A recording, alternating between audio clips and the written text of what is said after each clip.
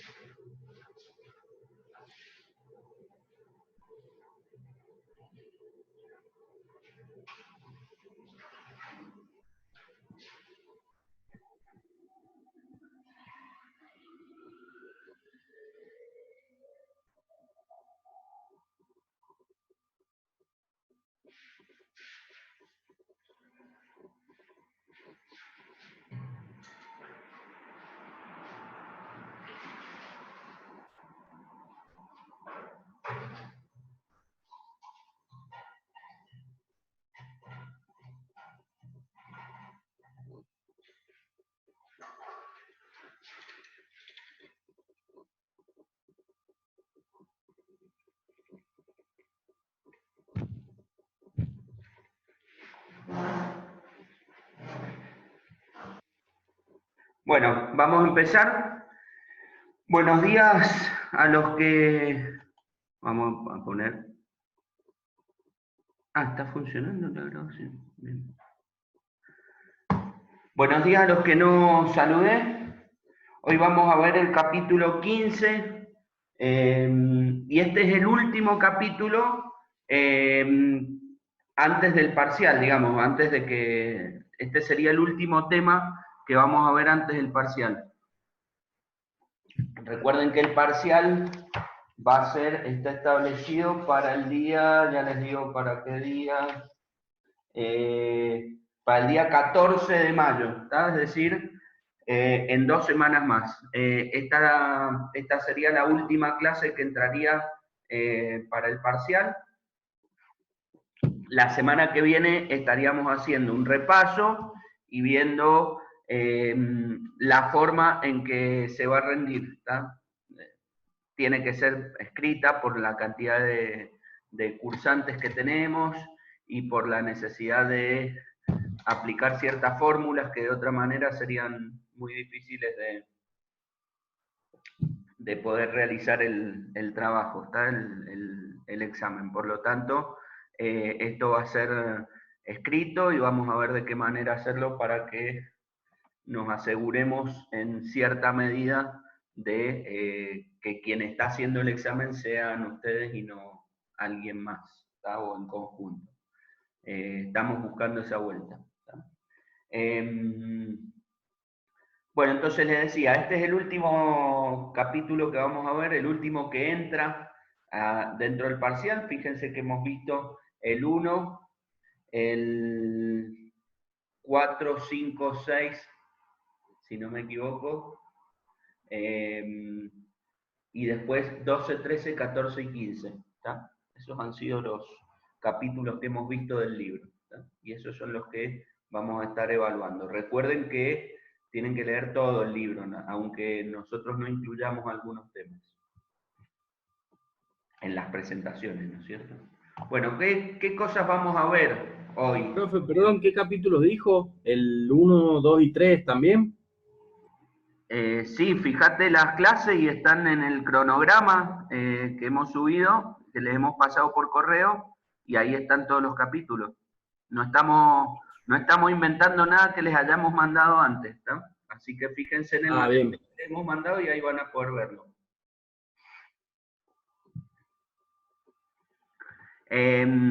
Les comentaba, lo que vamos a ver hoy es, vamos a ver todo lo que tiene que ver con gobierno, por lo tanto vamos a ver cómo están compuestos los ingresos y gastos del gobierno, vamos a ver cómo el gobierno también genera sus ahorros o desahorros, también tiene niveles de inversión que vamos a charlar un poquito sobre cuáles son verdaderamente, y su déficit fiscal, y cómo ese déficit fiscal puede afectar a la cuenta corriente. ¿Está?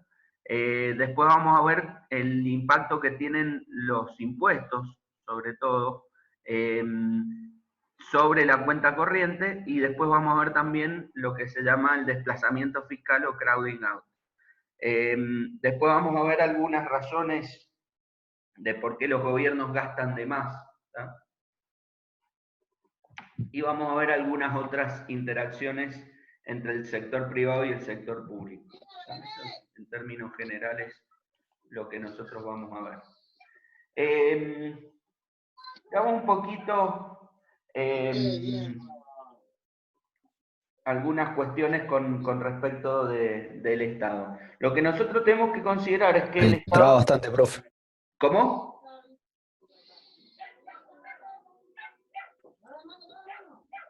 No, que se le traba un poco, profe. Ah. Bien, a ver. No sé si... A ver cómo estoy de internet. No, pareciera estar bien. Necesitaría ver si alguien más está escuchando así cortado. Si están escuchando muchos cortados, es un problema mío. Yo lo escucho bien, profe. ¿Perdón? Sí, yo también escucho bien, profe. ¿Se escucha bien? Sí, sí. Entonces es un problema de internet del receptor, no del emisor. ¿Tá? Si escuchan cortado, me avisan, por favor. ¿Tá? Me avisan cómo vamos. Les comentaba, el Estado es un agente económico como cualquier otro, es decir, va a tener su propio consumo, va a tener su propio nivel de ahorro, su propio nivel de inversión. A todo esto se le suele llamar lo que se llama la política fiscal. ¿Tá?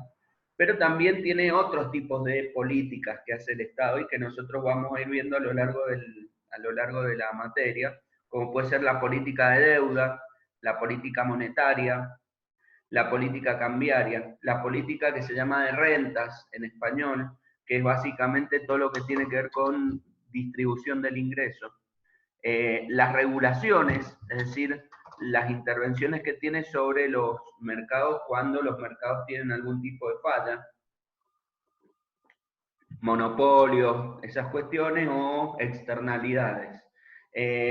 Y también influye a través de las empresas estatales que pueda tener el Estado, que básicamente lo que hacen es hacer producción de bienes también o prestación de servicios. ¿No?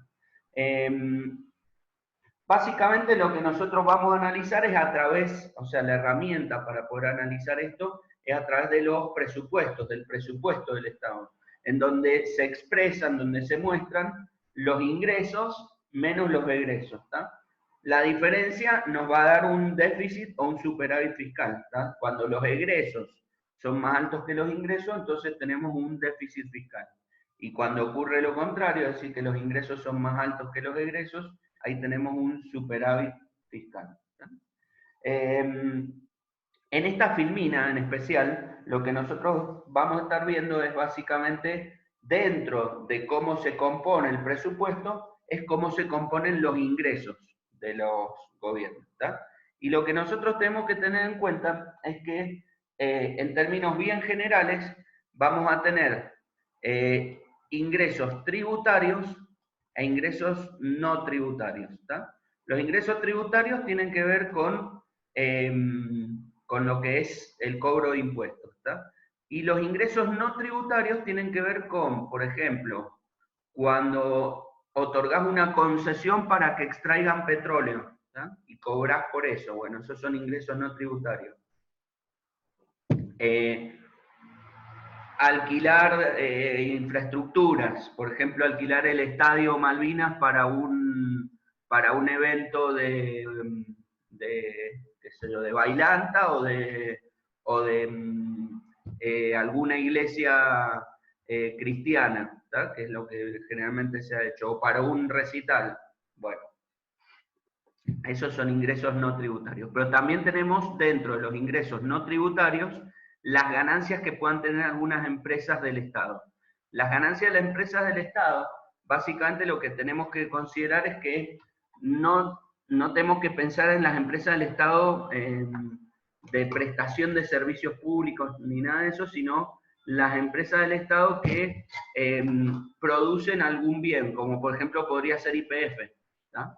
O las empresas, la empresa PDVSA de Venezuela o Pemex de México, que es como la YPF de Argentina, y que aportan un porcentaje muy importante de los ingresos al presupuesto del gobierno.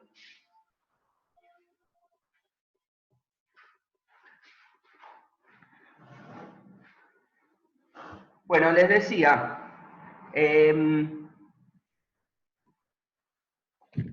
mientras los países sean más desarrollados, los ingresos tributarios suelen ser más importantes que los ingresos no tributarios. ¿Tá? O sea, mientras más desarrollado sea un país, mayor capacidad o mayor cantidad, mayor proporción de los ingresos vienen de impuestos y menor proporción de los ingresos vienen de otras actividades. Esto es lógico porque si vos vas a cobrar impuestos sobre las riquezas que tengan las personas, el comercio, el nivel de comercio que se realiza en tu lugar y el nivel de ganancias que tienen las empresas, los países pobres tienen personas menos ricas, tienen menor nivel de comercio y las empresas tienen menores niveles de ganancia. Por lo tanto, sus ingresos suelen ser muy bajos desde el punto de vista fiscal, es decir, desde el punto de vista tributario. La recaudación del Estado es muy baja si la vas a buscar desde ese lado. Entonces tenés que salir a alquilar o vender tus recursos para poder cobrar algo. ¿Tá? Fíjense que en el caso de... Vamos a comprar esto. En el caso de India y Bolivia, que son países de ingresos bajos, fíjense que una gran parte de sus ingresos provienen de ingresos no tributarios, ¿tá? Pero también esto ocurre para Chile, ¿tá? ¿Por qué Chile tiene esto? Porque Chile tiene una empresa, Codelco, que es la empresa que se encarga de extraer el cobre del país, ¿tá? De las principales minas del país. Y el principal, uno de los ingresos, no el principal, uno de los ingresos más importantes para Chile es justamente la exportación de cobre, ¿tá? Entonces, fíjense que aquí lo que ocurre es que los países que tienen altos niveles de ingresos no tributarios provienen de empresas que se dedican a la actividad que se llama extractiva, que es petróleo, minería, todo eso. ¿Tá? Lo que tenemos que considerar luego es cómo están divididos los impuestos. ¿Tá? Nosotros vamos a encontrarnos con que tenemos impuestos de tipo directos e impuestos indirectos. Esta es una clasificación medio difícil de entender, medio rara, porque desde el punto de vista conceptual se dice que los impuestos directos son los que se cobran sobre personas físicas y personas jurídicas, y los impuestos indirectos se cobran sobre bienes y servicios. ¿Tá? Sí podemos decir que hay impuestos. A ver, vamos a borrar acá. Sí podemos decir que hay impuestos, digamos, directos, que se aplican sobre algún elemento que muestre los ingresos de las personas. ¿Tá? Fíjense que acá tenemos que impuesto a las ganancias, impuesto a los, dentro de esta categoría que dice ingresos y ganancias, tenemos impuesto a las ganancias, impuesto a la seguridad social, pero también tenemos, perdón, y esos serían los que tenemos, y después impuesto a la seguridad social, que es el aporte a las jubilaciones que se hace a través del salario. ¿Tá? Y después tenemos dentro de los impuestos indirectos, todos los que tienen que ver con bienes y servicios no solamente nacionales, sino también provinciales. Acá tenemos el IVA, pero también tenemos ingresos brutos. ¿Tá? Y después tenemos los impuestos al comercio internacional. Acá tenemos los impuestos a las importaciones y las retenciones a las exportaciones. ¿Tá? Están metidos aquí. Y finalmente tenemos otro tipo de impuestos que lo que hacen es cobrar sobre algún elemento que sea participante, o forme parte de la riqueza de las personas, como puede ser el impuesto inmobiliario, el impuesto automotor, el impuesto a la ganancia mínima presunta. ¿Tá? Todos esos son impuestos que tienen como objetivo cobrarle a las personas que más acumulan bien, que más bienes de capital o bienes de consumo durable acumulan. Yo les decía, los países más ricos tienden a tener mayor procedencia de ingresos tributarios y los más pobres mayor procedencia de ingresos no tributarios. Pero a su vez, los más ricos de todos basan su recaudación en lo que se llaman impuestos directos, es decir, por ejemplo, impuestos a las ganancias. ¿Tá? Y los países de menores ingresos tienden a basarse mucho más en los impuestos indirectos, como por ejemplo el IVA. ¿Tá? Fíjense que esto es lo que nosotros podemos ver. Fíjense que los países de ingresos altos tienen altos... pero acá está... Sí, bueno. No está bien... bien marcado. No va a salir acá, pero a ver, sí podemos decir, a ver, 90, no, está bien, está bien. Sí, fíjense que los impuestos directos, ganancias y seguridad social en Estados Unidos, por ejemplo, representan el 90% de todos los ingresos del Estado. En España representan el 82%. Fíjense cómo empieza a bajar: 58 para República Checa, 36 más o menos para Chile, 25 para China y 40 para Marruecos. ¿Tá? Fíjense lo importante que es ver que China no tiene un sistema público de jubilaciones, ¿tá? Que es como era la economía a principios del siglo XIX en el mundo, ¿tá? En el resto del mundo. ¿Tá?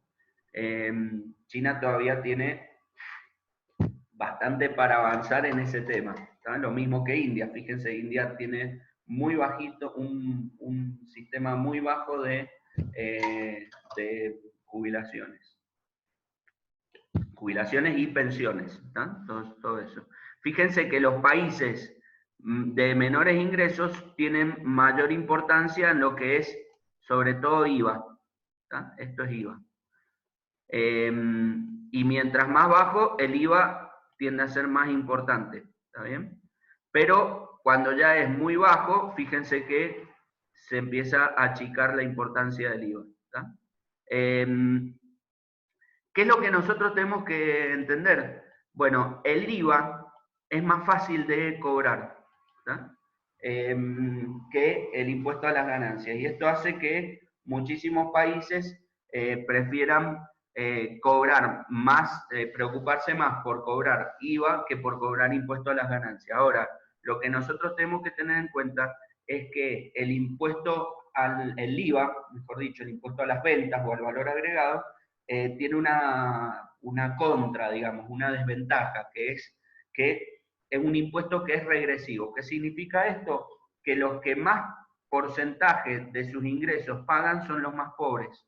Los que más porcentaje de sus ingresos pagan en concepto de IVA son las personas más pobres. Y las personas más ricas, como no todo su ingreso lo consumen, sino que alguna parte lo ahorran, entonces nos encontramos con que las personas de mayores ingresos pagan un menor porcentaje de sus ingresos en concepto de IVA. Entonces, eso significa que es regresivo. En cambio, el impuesto a las ganancias es un impuesto progresivo. ¿Por qué? Porque el que más gana, más paga. Esa sería la... Y no solamente, como les decía yo, no solamente como porcentaje, no solamente como valor, o sea, no es que pague más pesos, sino que paga más porcentaje. El que supera un determinado nivel paga 33% de sus ingresos. Los que no superan ese nivel no pagan nada. Entonces, esa sería más o menos la razón por la cual el impuesto a las ganancias es más progresivo, y por eso los países más desarrollados se preocupan por cobrar mucho de impuesto a las ganancias y poco de IVA. ¿Está?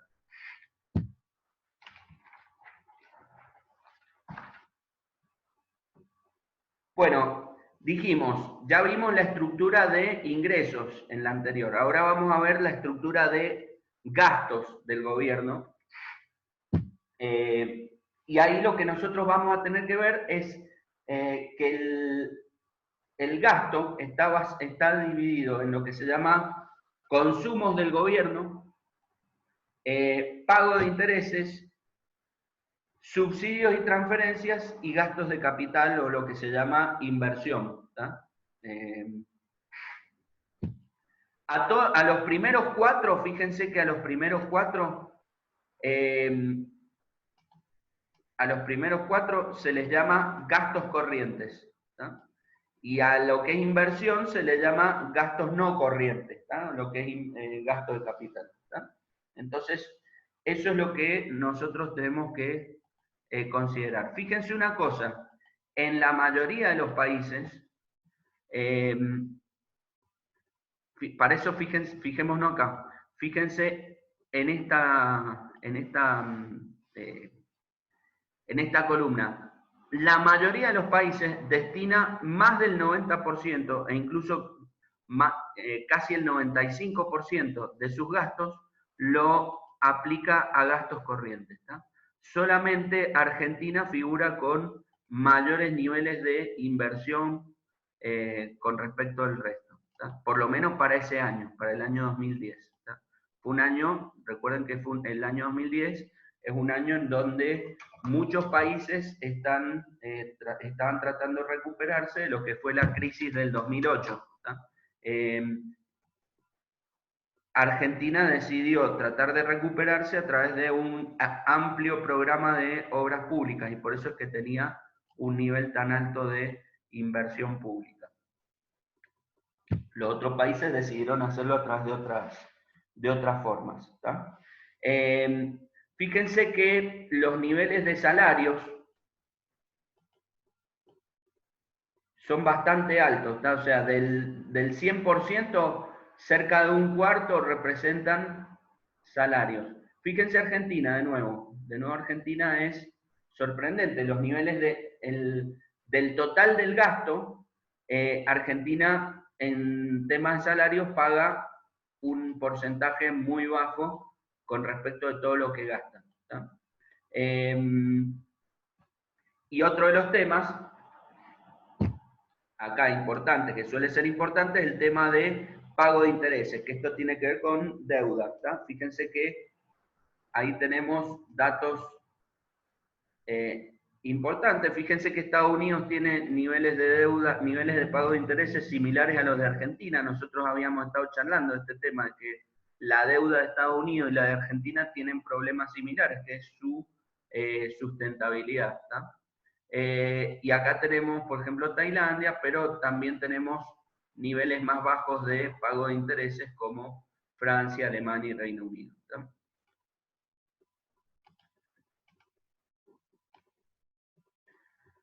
Bueno, vamos a seguir con la siguiente.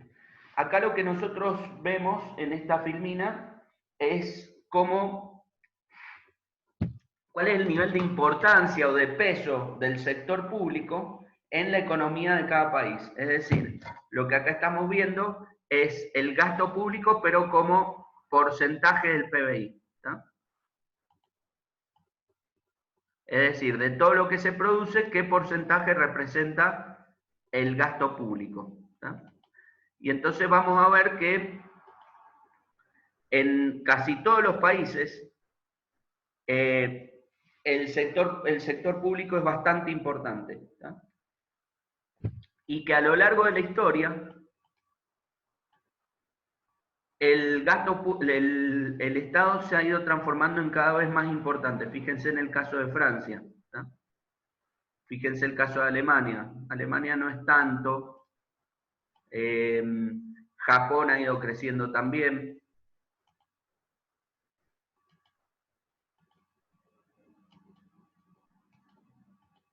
Japón también ha ido creciendo. Todos han ido creciendo. ¿Tá? Hay una excepción que es Holanda, que se redujo, pero fíjense una cuestión importante también. Entre 2008 y 2010, o sea, los últimos dos datos, bueno, ahí vemos que todos crecieron mucho en los últimos dos datos que tenemos. ¿Por qué razón? Por la crisis del 2008 al 2010, ¿tá? Del 2008 en adelante que ha habido. ¿Tá? Y que ha obligado a todos los países a tener que salir a ayudar a todas las personas que se quedaban sin trabajo, que se quedaban sin vivienda. Y entonces eso genera que el porcentaje de gasto público se incremente y además el PBI en esos momentos tendía a ser menor que antes porque estábamos todos en crisis. ¿Tá? Entonces eso es lo que genera que el gasto público se vuelva más importante en los años de crisis, ¿tá? 2008-2010. Profe, ¿puede ser que ahora entonces con esta crisis pase lo mismo? Totalmente. Vamos a ver que las empresas generan muy poco y que los estados tienen que salir a ayudar a la gente. Nosotros estamos viendo, por ejemplo, acá en Argentina, el gobierno está dándoles pagos de ayudas de 10.000 pesos a las personas que que demuestran que sus ingresos se le han caído por la situación del coronavirus. Sí.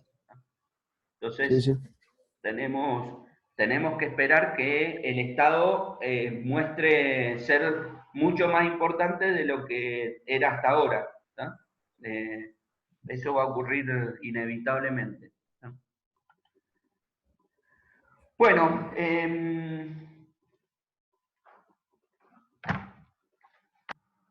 para esto hay una ley que se llama Ley de Wagner, que los invito a que la lean en el libro. ¿Tá? A ver, sí.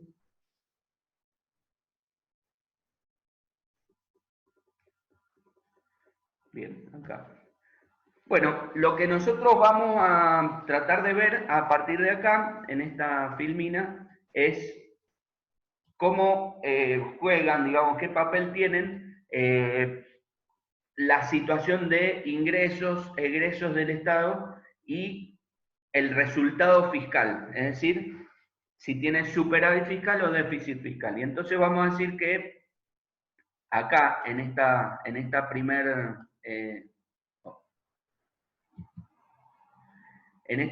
ecuación, lo que nosotros estamos mostrando es que todo esto serían los egresos del Estado, ¿tá? Que son básicamente los consumos corrientes, las inversiones de gobierno y el pago de deuda, ¿tá? Tasa de interés por deuda. Bueno, todo eso son los egresos, ¿tá? Y estos son los ingresos, ¿tá? Entonces, nos fijamos, egreso menos ingreso nos da el resultado fiscal, que en este caso se plantea como déficit, y esto es una cuestión ideológica muy importante. ¿Por qué? Porque plantear el resultado fiscal como déficit nos está como sesgando nuestro pensamiento a que el Estado siempre está en déficit, siempre gasta más de lo que recauda. ¿No? Y eso muchas veces genera sensaciones negativas en la gente, de que el Estado siempre está gastando más de lo que recauda. Y no necesariamente es así, y no tiene por qué ser considerado de esa manera. ¿Tá? Entonces, acá hay una carga ideológica importante, ¿tá? En contra de la acción del Estado. ¿Tá? Así que tengan cuidado porque esta es una cuestión, acá es donde empezamos a ver que la economía no es una ciencia pura, no es una ciencia de los hechos, es una ciencia que también transmite la forma de pensamiento de los autores o de quienes exponen. ¿Tá? Por ejemplo, yo ahora le estoy planteando que esto que están escribiendo en el libro, para mí está mal. ¿Tá? Esto de establecer que el déficit, que el resultado fiscal es un déficit. ¿Tá?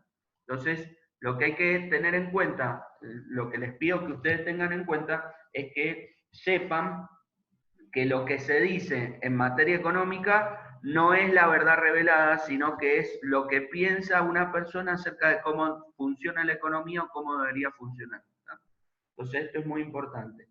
Fíjense una cosa, yo les decía, esto sería el resultado fiscal, por ejemplo, un déficit. Bueno, si uno tiene un déficit en el Estado, lo que hizo fue gastar más de lo que recaudó durante un año, ¿tá? Durante un determinado año. Y entonces uno tiene el déficit de ese año. Ese déficit, el Estado tiene que financiarlo de alguna manera. Si lo va a financiar endeudándose, entonces lo que vamos a ver es que ese déficit va a generar que la deuda del Estado se incremente, es decir, que varíe. Por ejemplo, podría aumentar la deuda. ¿Tá? Acuérdense que la deuda es un stock, es decir, cuánto dinero debo a determinado momento en el año. ¿Tá? Supónganse, les doy un ejemplo.